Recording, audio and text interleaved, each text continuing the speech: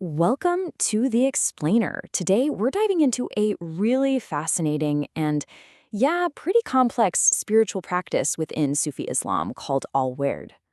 So, is it a secret prayer, a special line to the divine, or just a source of major debate? Well, it's kind of all of the above. You have this practice that some people absolutely cherish, while others are, let's just say, pretty skeptical. We're going to unpack all of it for you. Okay, so first things first, let's get right to the heart of it. What exactly is a word?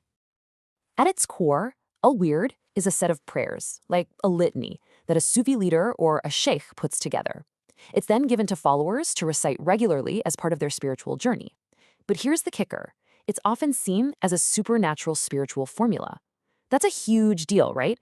It means followers believe these aren't just any prayers. They carry a special kind of power that comes directly from the holiness of the Shaykh who created them.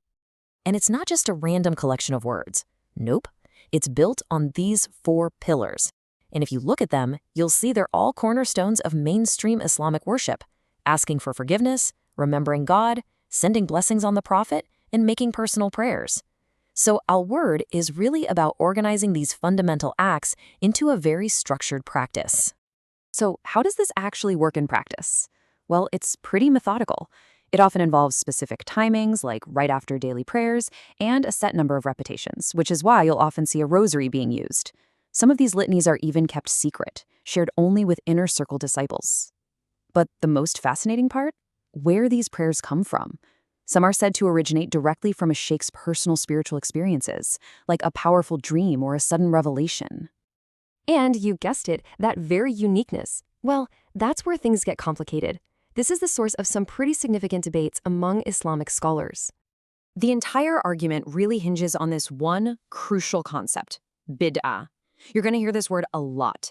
It's an Arabic term that basically means a religious innovation, introducing something into the faith that critics say has no basis in the Quran or the Prophet Muhammad's life and teachings.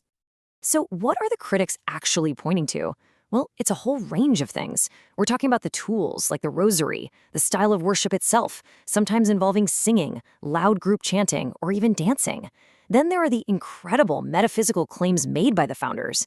And a really big one is this fear that these special litanies might be getting prioritized over the Quran or the standard prayers. Okay, so that's the critique. But what's the other side of the story? How do Sufis and their followers respond? Well, they have their own arguments, and they pull them from their own understanding of Islamic scripture and history. All right, let's take the rosary, for example.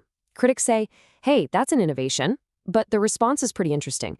Proponents will point out that even some huge classical scholars, people the critics themselves really respect, basically said it was okay. Their view, it's just a tool for counting, not an act of worship. Simple as that. And what about praying in these loud groups? Again, critics are skeptical, but practitioners will bring up traditions or hadiths like this one.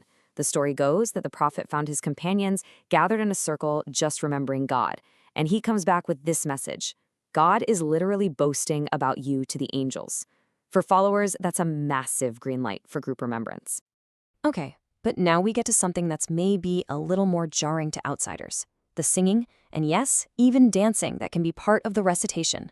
And even here, defenders say, hold on, let's look at the history books. They point to accounts of people dancing in the Prophet's presence, or the huge, joyful celebration with drums and dancing when he arrived in the city of Medina. So for them, this isn't some new, strange thing. It's tapping into a deep-rooted tradition of expressing spiritual joy physically. But this next point, this is really the heart of the disagreement. It's all about authority. Critics argue you can't base a prayer on a dream. It doesn't have the same authority as the Quran. The counter-argument? Well, Sufis will point out that the Prophet himself highlighted certain verses of the Quran as being especially powerful. So they argue the idea of giving special focus to specific prayers isn't new at all.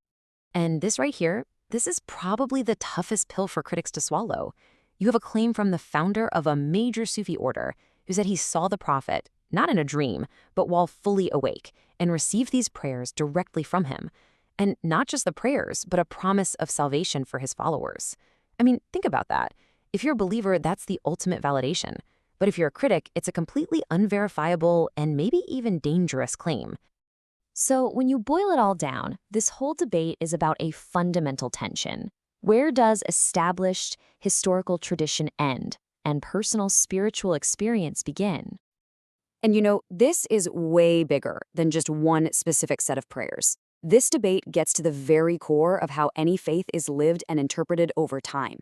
It's about who has religious authority, what the boundaries of worship are, and how faith evolves. Okay, so let's do a quick recap. Al-Werd is a structured Sufi prayer practice. The whole controversy boils down to that one word, bid'ah, or unauthorized innovation.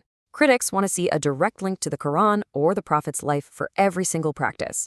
Defenders say, hey, the basis is there, in scripture and history and in scholarly opinions. It's really that classic tension between formal scripture and personal spiritual revelation.